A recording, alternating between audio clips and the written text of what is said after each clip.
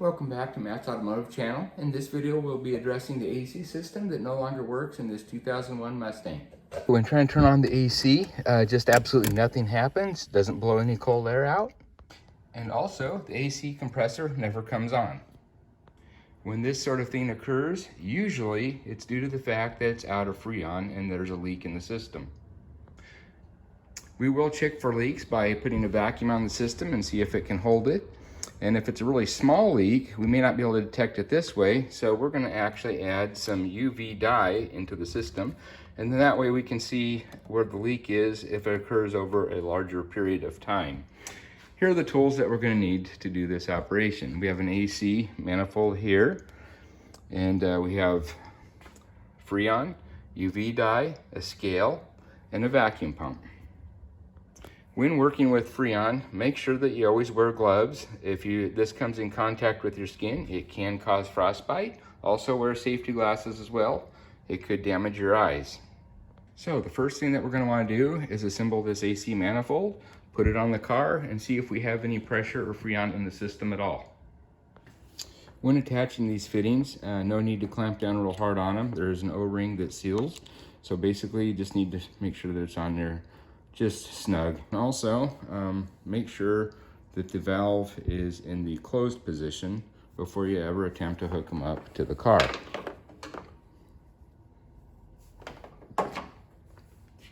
We'll start by hooking up our high and low pressure valves. They are different sizes, and so you can't get them mixed up with the high pressure and the low pressure side on the AC system. So we'll start by removing these caps.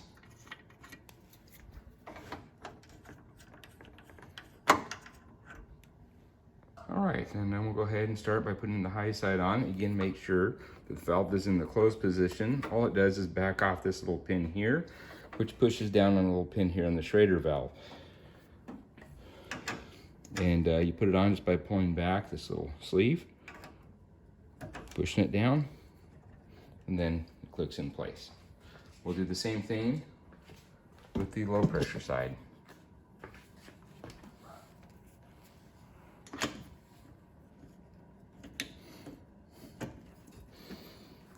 Okay, so we look at the gauges here and we see we're starting out at 0 psi. So let's go ahead and open up the cold side and see if there's any pressure on it at all. Again, make sure that these are closed. Otherwise, if there is refrigerant in here, it'll come right up through this and then right out through the yellow and then into the atmosphere, which you definitely do not want. So make sure that these are closed, and then we'll go ahead and open this guy. Turn it clockwise, and don't do it real hard, just enough to where you feel resistance. If you push the Schrader valve in too far, you could potentially damage it. I didn't hear anything, so let's see if we got anything on the gauge. And we have nothing. So this system here has no pressure on it at all. Just for kicks, we'll do on the high side as well. Should be the same. And it is.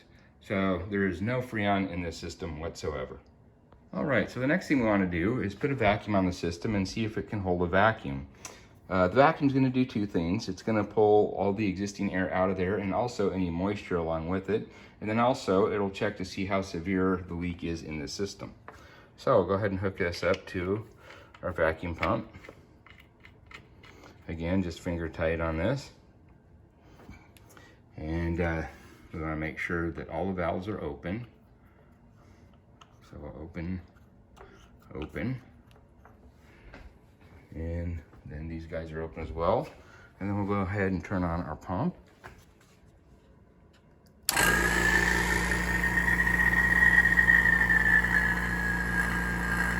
And you can see we're starting to draw a vacuum on the system now.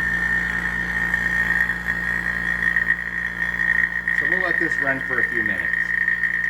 All right, it's been a couple minutes. You can see it's not going down any further. We're nearly 30 inches of mercury of vacuum, which is what it should be. Although there's no gauge on the, or markings on the vacuum side for the high gauge, you can still see it's below 0, so that's good. So at this point, we'll go ahead and close these valves. We'll leave them open on the car side. and then we'll go ahead and turn off our pump. And then we'll see how long it'll hold this vacuum. All right, it's about 5 minutes later. You can still see we're holding vacuum. So if we do have a leak, it's very, very small. I'll let this sit another hour or so, come back and take a look. If it still looks good, our leak is very, very small. However, we still will put the UV dye in it in case we do spring a leak later, or perhaps it's a slow leak and this goes down over the course of several months. We'll be able to determine where the leak is. Now, a couple things to note here. There is pump oil that is put into the system to lubricate it. However, that oil is usually not lost with the Freon. The Freon will vaporize, the oil will not. So we do not need to add oil unless we're changing a pump out. If you look under the hood here, it'll tell you what type of refrigerant is required. As you can see here, it's an R134A in 0.96 kilograms. If you go ahead and convert 0.96 kilograms into ounces, which is what our refrigerant bottles are measured in, it is 34 ounces. So we have 3 bottles here. As you can see, these are 12 ounces a piece. So we're going to use 1 complete one, 2 complete one, and then we're going to use everything in this except for 2 of the ounces.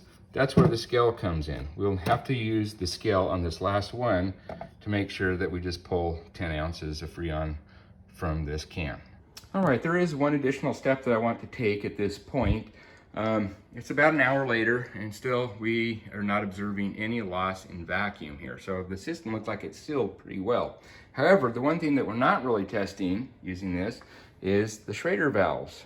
They can potentially leak, but we're not actually testing the seal on these right now. So what I'm going to do here is go ahead and close these off.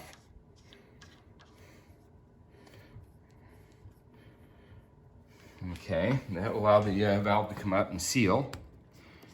Okay, and then we'll take these caps off here, like so. Now, if it's not sealing, it will start leaking. We'll do it on both the high and low side.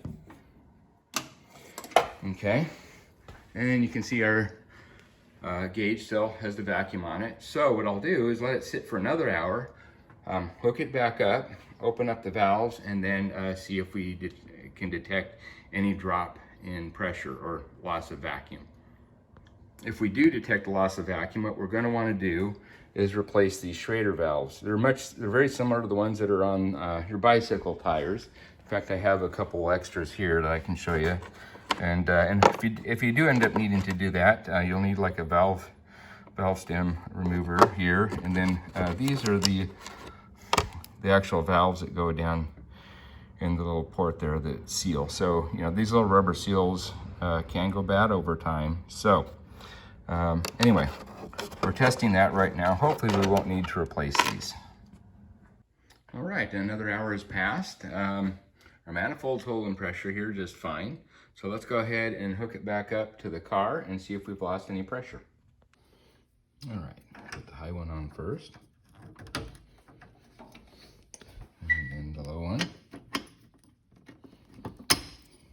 Okay, still got our vacuum there, so let's go ahead and open these back up now. And as we do it, let's observe.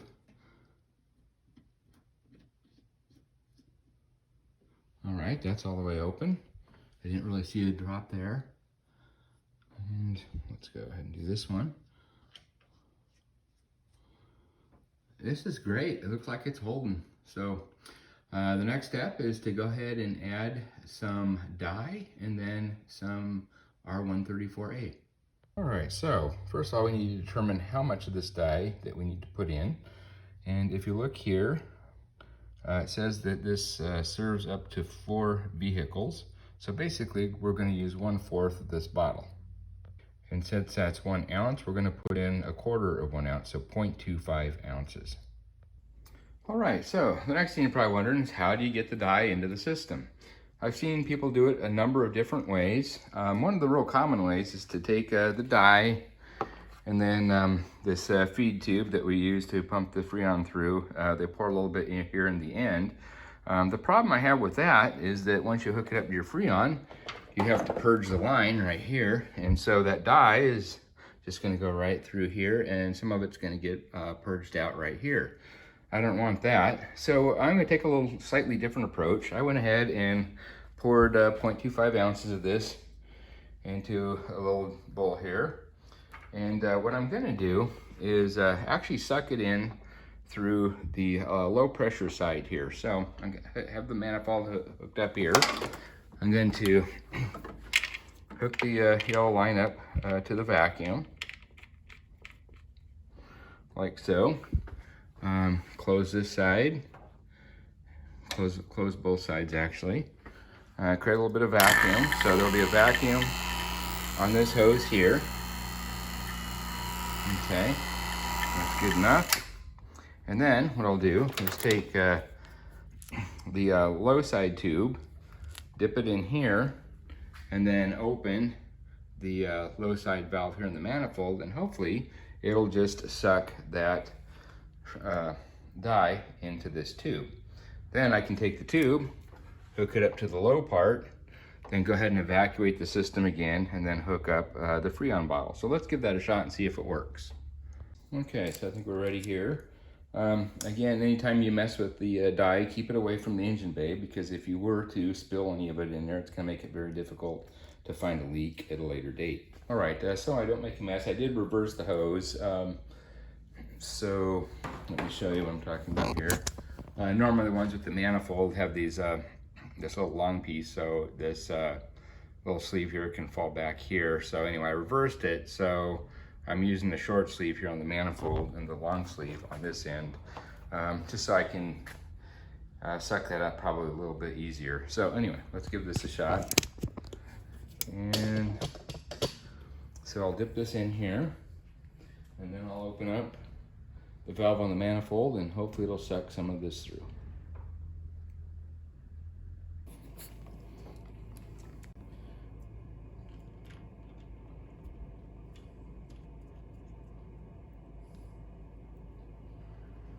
There we go. Okay, so I went ahead and hooked up the vacuum pump and hooked up all the cables again, opened up all the valves. Just drawing a really good vacuum on this before we start adding the Freon to the system.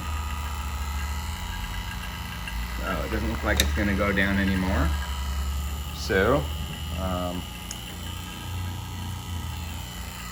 let's go ahead and close these off at this point.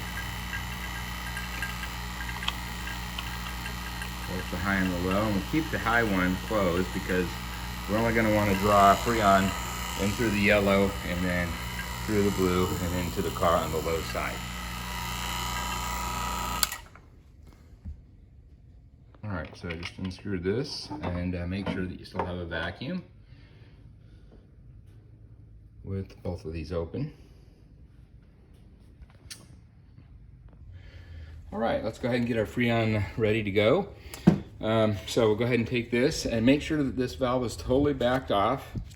That way you don't want to, you want to make sure that you don't puncture this as you're screwing this on. Also, be sure that you have your gloves on. Anytime you're dealing with the Freon, have some gloves on. Okay, so this is totally backed off, so we can go ahead and thread this guy on now.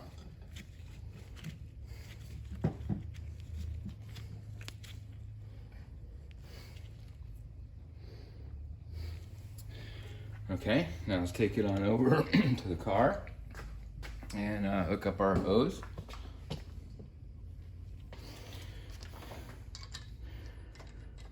Now we can go ahead and open this up. So basically this will actually seal it as we puncture a hole into the can.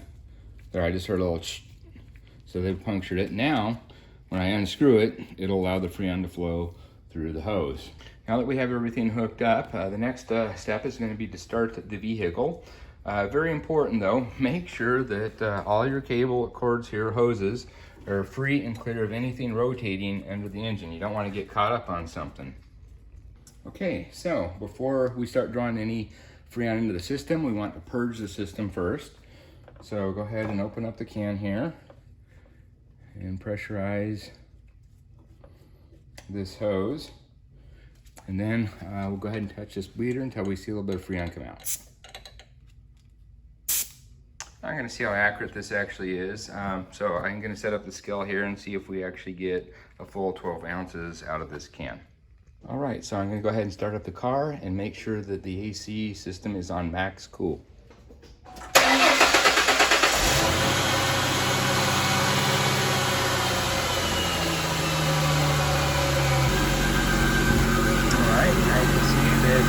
Open this up. We've got the manifold open there. You can see that we're going to be going into the system now.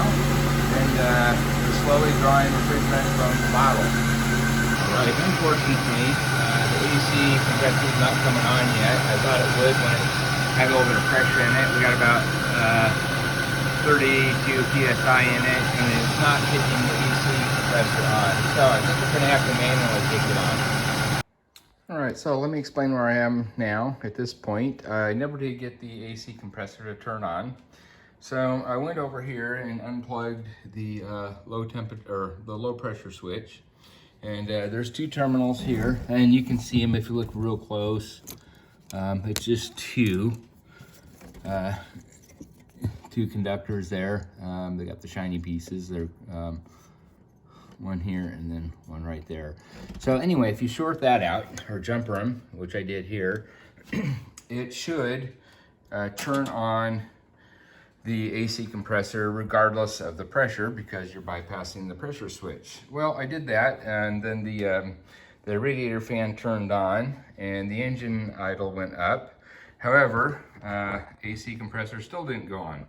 So I disconnected the AC compressor right from here and then hooked it to some leads here, and then went over to my multimeter, set it on DC voltage, and then I proceeded with the same thing, shorting that out with the engine running. Again, the fans came on, engine RPM went up. However, no voltage here. So it's telling me that this AC compressor is never getting voltage to turn on. It's not related to the pressure switch or anything. It's just not getting the power. So after digging into it a little further, I found that there's a what they call a CCRM relay switch that controls, I think, 3 different things. It's buried here below this fender here. So we're gonna have to take the wheel off, and I think the inner fender wheel there will have to come off, and we'll get access to it.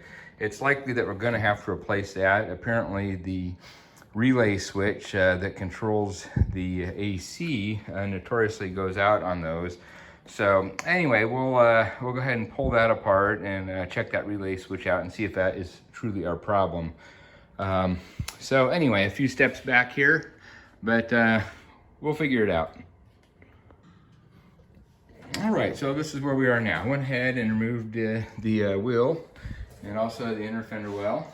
And then that reveals the CCRM unit, which is right here. This is on the passenger side, front wheel. So we'll take this out, and then we'll explore this and see if the relay is indeed bad. To get this out, here's a 12 mm, and then there's another one right back here, but in order to get to that, you need to remove the wiring harness first, and that's retained with this 5 mm right here. All right, with the wiring harness out of the way here, we can get this. I think I said it was a 12 mm, it's an 11 mm.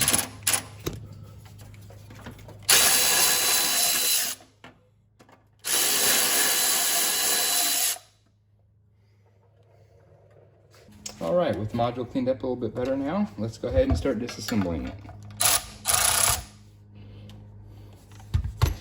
Okay, looks like it's a 5.5.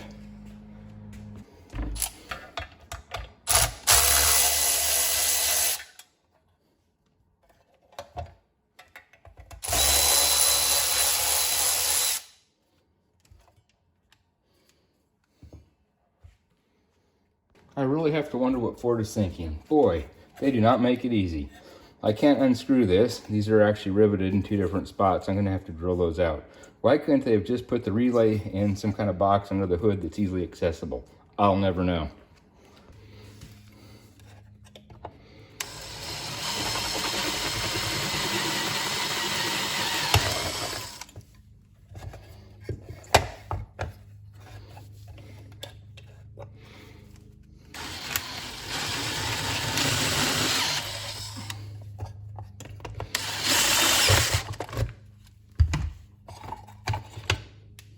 Okay, here we are. And I believe it's this small relay here is the one that's responsible for the AC compressor. All right, now we've got to drill out 2 more rivets, kitty corner from each other. So this one and this one hold this board in, and then we should be able to get access to the other side, and then maybe find a new relay and replace this one.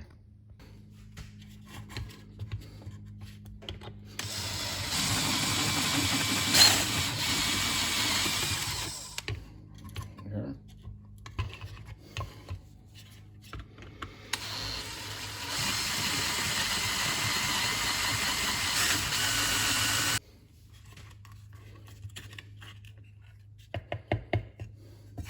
And there we go.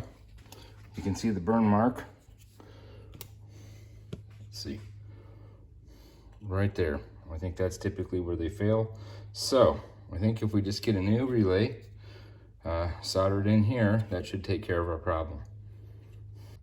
Now I am aware that you can go ahead and purchase this at the Ford dealer. I think the price is probably around $300, $350. I think you can get them at auto parts stores for around $150 or so. But if we can repair this just for a few bucks, might as well give it a try. All right, I was able to solder out that relay. This is right here. I got the numbers off the back of it there and looked them up on the internet, and I got something that's supposed to be similar to this. However, it's not the exact same number. I couldn't find something that was an exact fit.